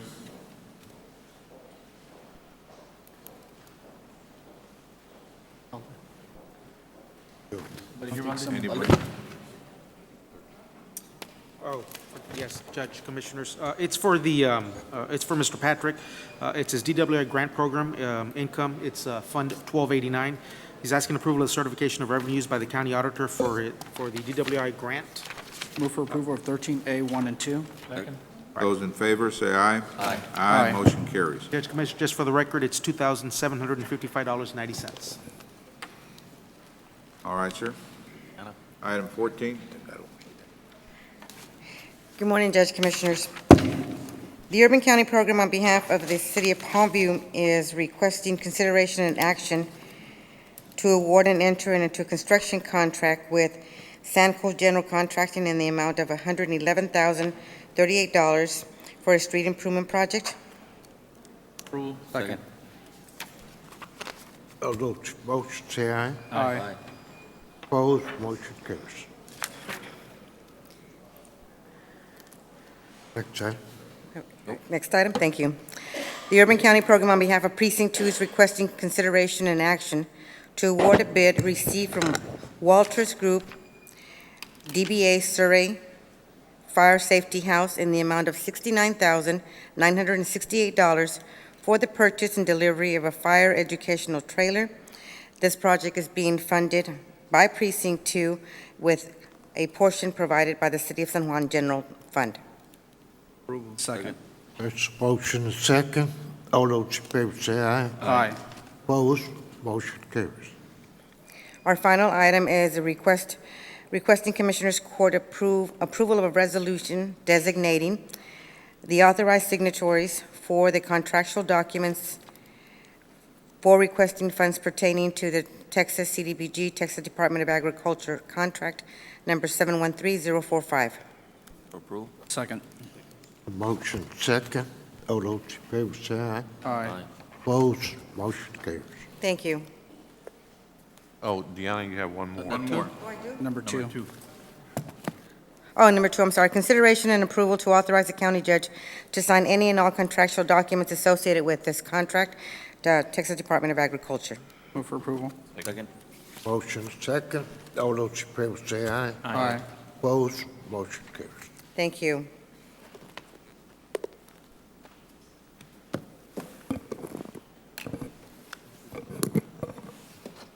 Next item, item 15A. Good morning, Commissioners. Raul Sin, Planning Administrator. First item on the agenda is preliminary approval variance request, Los Vientos Estates Phase 2 subdivision. Everything's in order for the recommended approval. It has been reviewed by the various county staffs. This subdivision located on mile 22 and a half. The existing paved section there is 2428. The dedication and right-of-way is being met, and as per our rules, it requires a wider pavement width of 36 pavement section with 40 caliche, but since the existing road is already 2428, that's a traditional county road.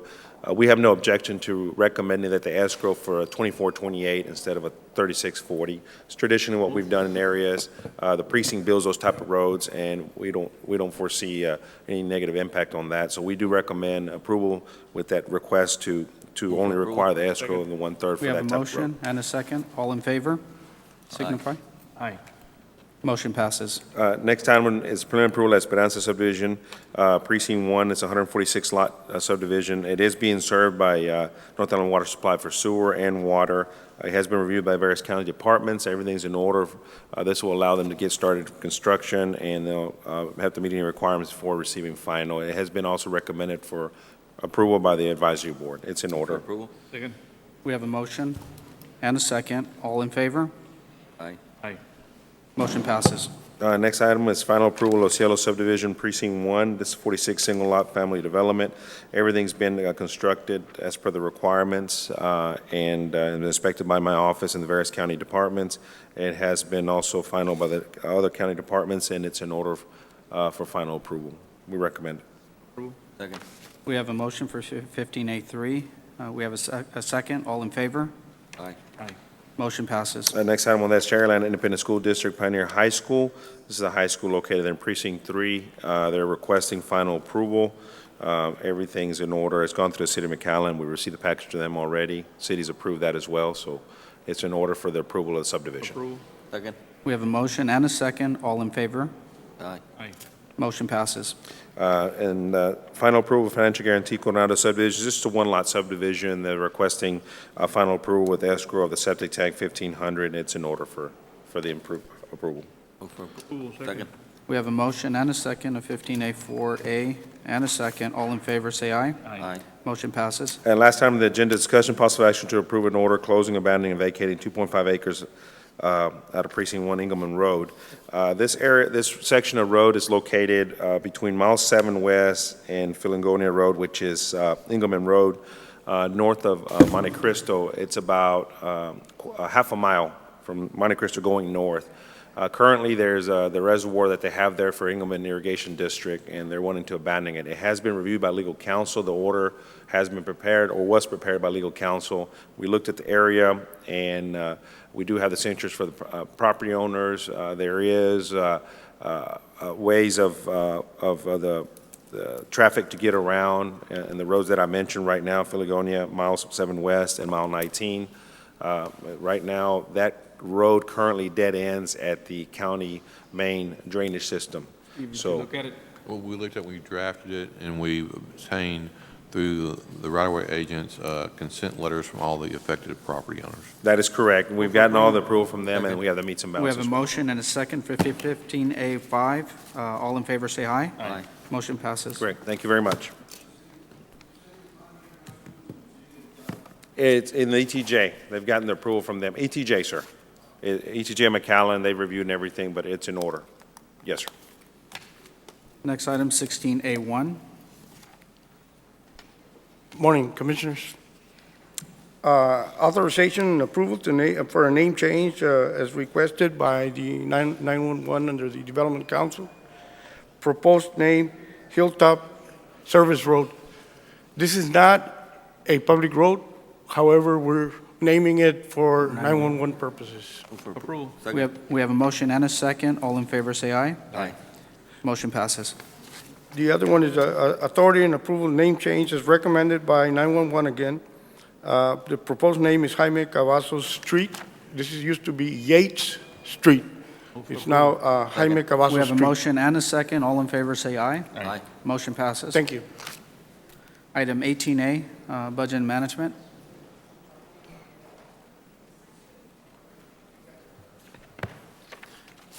Morning, Commissioners. Sergio Cruz, Department of Budget and Management. Item 18A1 is discussion, consideration, and acceptance of approval of advanced funding agreement between the County of Hidalgo and the Texas Department of Transportation for the North Alamo Road project. This is from FM 1925 to 0.5 miles north.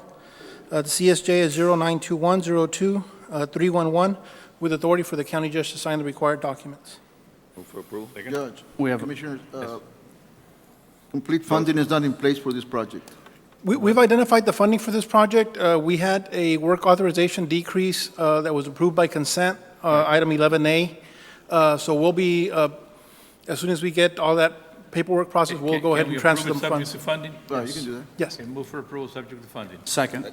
Those in favor, say aye. Aye. Aye, motion carries. And item 18A2 is approval to issue the check to the Texas Department of Transportation Trust Fund in the amount of $34,200, and that is for the county's share of the direct state cost. Also subject to funding as soon as we have the transfer. Mr. Fraser? Is that all right? Yeah, it was just the, Okay, move for approval. Second. Those in favor, say aye. Aye. Motion carries. Item 18B, Sergio, this is related, 1 and 2? yes, they're related. It's the same road project, So yes. you would have to have the funding in place in order Correct. for me to cut the check? Okay. Yes, Thank you. So it'll be same thing, subject to, correct. Funding? Okay. It will take about 3 to 4 weeks before we get the signed agreement back from TxDOT. So at that time, once we have the signed agreement, we'll submit the check request to your office. By that time, we should have the funding in place. Probably by okay. next week, we should have the transfer already. So our motion should have been subject to funding. Subject to funding, yes. Item 18B1 is approval. What item are you in? 18B1 All right, sir. is approval of an order creating a solid waste disposal program and the assessment of a $25 quarterly fee for rural and unincorporated residents of Hidalgo County. This is regarding the sanitation permit fee. We're requesting that we have the order approved for us to be able to implement this program, and we are requesting a $25 quarterly fee. As far as the only thing in question would be the effective date of when we start assessing the fee. We, in our office, we're recommending November 1st as the start date of the program. That would allow us to develop the material between now and the end of this month, and then start providing notices over the next 3 months to the residents, advising them of this fee, with then the implementation date being November They can 1st. start paying in November, but effective on January 1st, or what? It'll be November 1st. That's our recommendation. We can have it at any time, but we are recommending I it. think if we can start, they can start paying in advance for the next month, so we can, you The know. legal, Steve? Well, I have a few problems with the order. There's some undefined terms, and one of the ones you picked up is quarter. Is it a calendar quarter? Is it some other type of quarter? It's Quarter- basically quarter for a is not 3-month defined. period. Quarter is not defined, though, in the document. Okay. So if you'd like me to, I can take a look at this and revise it. Okay. Take no action on it, or So, what? well, may I ask a question? So Sergio, if we started in November and we're going to go by a quarter, then it would be November, December, It'd be a three-month January. period. Basically, we would want it to be paid in a three-month period because, again, we're not necessarily defining January, February, March as a quarter. It'd be payable in a three-month In 3 increments. months, okay, then. Roughly, that would be the definition. Because Steve, again, are we ready to act on it then? I still think it's vague. The document itself is vague as far as the defined terms. For example, quarter, if they're saying they want it to start November 1st, then the first quarter is going to be November through January. You want to review the document again and? Please. All right. Yeah, I thought if we pay in advance, they can go in effective January 1st, like that they pay starting January 1st through March. But Or you could say that it's be more bookkeeping, or you could say if they pay November 1st, it's good for 90 days. Commissioner, correct. Steve That wants to basically look would at be the effective for a document 90-day a period. little bit So you more could just time. say each permit's effective for 90 days. Oh, we're not going to take any action. You're going to have Right. some time to look it over and come Right. back with a finalized version. Just a question, Sergio. If I understand it, it's not a quarterly fee, but a 3-month fee. So residents could enter into contract for a year. for a year, but I mean, they could start like any Yes. month, so it'll be. It's basically it's a not monthly fee of $833. However, we don't want to have residents coming in every month to the administration offices getting a new permit every But month. they can come So any we're month requesting- to pay for 3 months' worth. Correct. That's, And will the permit they get specify It is only for that the it's good 3-month for period 90 that they days paid from the for. date It of is the only for the permit? Yes. electric station. Yes. Okay. Right. Yeah.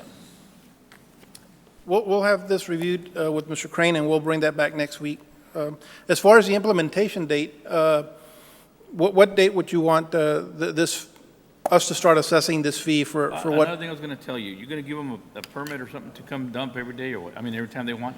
Yes. How are you going to know, is it going to be a sticker on the pickup or a car? Yes, it would either be a sticker or a placard that we would have, What? and then every attendant would have a reader for them to read that placard. It would identify the vehicle. Because if that you that- give them something to carry with them, they can give it to somebody else. Yeah. Yeah, well, yes, well, that's what we've been looking at. So basically, the iPad that we're looking at purchasing for each of the attendants would be able to have the vehicle description. They'd be able to look at that vehicle description within the iPad. Yeah, you take it, well, it's going to be the way it is. I mean, it's going to be hard. You're going to have to find a way, Steve, how to do it. The human mind can be very creative. Yes, so yes, we are identifying the vehicle as far as, for each of the permits would have a vehicle identified to that permit. But what if that day that vehicle's not working, or they sold it, and they have to come in and renew the permit? If if they've sold it, they would have to come back to the administration office and notify the attendant that the vehicle has been replaced and they're needing to change the vehicle description. Make sure you put that in your policies or the rules. Yes, that it you're would be trying part to of the adopt. rules that we would approve. Basically, it would be, the permit would be tied to one vehicle only. All right, we're not voting on it, so take it back and have Mr. Crane review it. We'll do that. So the permit is going to be per vehicle?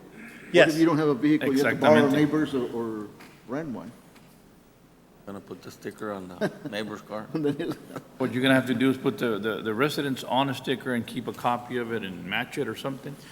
Yep. A little We would need- barcode thing? We would need to match that vehicle to a particular sticker. That way, because if not, we would, if it weren't tied to a vehicle, then we would have that situation where people would be either handing over the sticker or handing over their placards to other residents.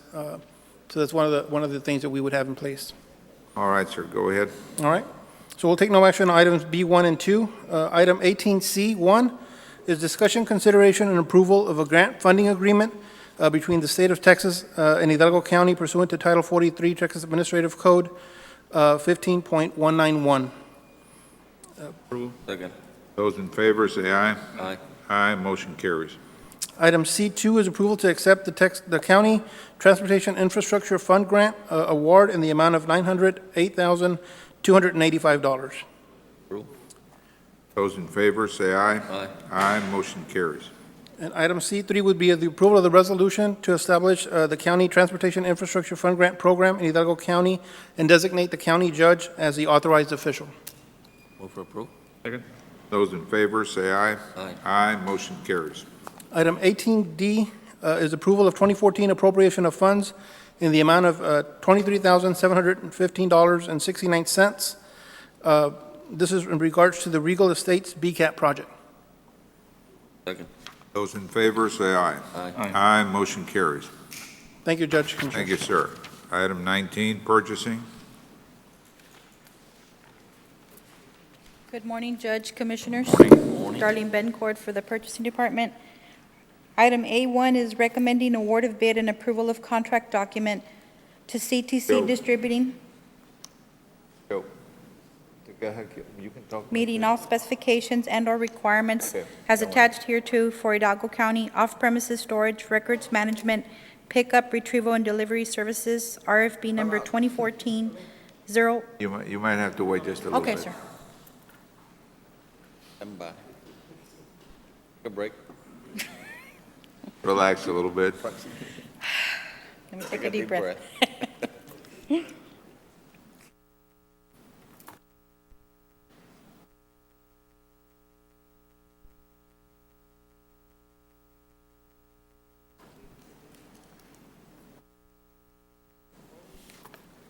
Okay, go ahead. Okay. Let me read it once again. It is recommending award of bid and approval of contract document to CTC Distributing, meeting all specifications and/or requirements as attached hereto for Hidalgo County off-premises storage, records management, pickup, retrieval, and delivery for 2014-050-0521 YVZ. Recommending approval. Move for approval. Check. Those in favor, say aye. Aye. Aye, motion carries. Next item is 2, requesting for Hidalgo County Human Resources Department, we're recommending action for Hidalgo County Commissioners Court to waive the minimum meeting time provision of 2 hours under Hidalgo County Accounting Procedures Manual Food Policy, approved by Commissioners Court on 8508, Section A, B, for the duration of the events must be 2 or more consecutive hours for the civil service meeting held on 6/12/14, and thus allowing the processing of the invoice 275577 in the amount of $42.40 for payment to Subway sandwiches and salads through PO number 703349. Valde, is there a waiver just for claim purposes, or are you requesting a waiving of the 2 hour for all events? Currently, what I'm asking today is a waiver on the civil service. Just for that For the- particular one event? Right, while I work with legal to update our food policy. But I do want to get this, again, there was another civil service meeting. It looked like, it was a lengthy agenda. It looked like it was going to meet again, an hour and a half. We just can't gauge it. So all I'm asking for is waiver of this one today, and then we're going to come back with an updated food policy. That was just my question, so just a piecemeal, you're going to do it on a piecemeal basis? Well, For this particular event? For this and then particular event, if yes. there's a need, you come back later on? Yes. All right. All right, go ahead. We're requesting approval for this item. Need a motion and a second? Move for approval. Check. Those in favor, say aye. Aye. Aye, motion carries. Item B1 for Precinct 1 is acceptance and approval of Third Amendment to the existing AIA B101 Contract C-10-320 Standard Form of Agreement between Hidalgo County and Alcocer Garcia and Associates of the revision of budget increase request in connection to the architectural services for the design and construction of a new constable building in Precinct Number 1. This is to close out the architectural fees for this project. Move for approval. Second. Those in favor, say aye. Aye. Aye, motion carries. Item C for Precinct Number 2 is approval of closing documents for the sale of the real property known as LJ Ponds to Hidalgo County Drainage District Number 1 and authority for county judge to execute same. Second. Judge, this is the one that I was telling you earlier, we just got these closing documents this morning. Haven't had a chance to take a look at them. So you want to approve them subject to? Oh, we're going to approve it subject to, Yeah. no? Yeah, Subject. that'll be Request. fine. All right, Requesting approval subject to review by the auditor's office? all right. Okay. All right, those in favor of the motion is made and seconded indicate by saying aye. Aye. Aye, motion carries. Thank you very This much. time, thank you, ma'am. Pursuant to 551-071 and 072, need a motion to proceed to executive session. So move. Those in favor, say aye. Aye, motion carries. It's 11:40, we'll be in executive session.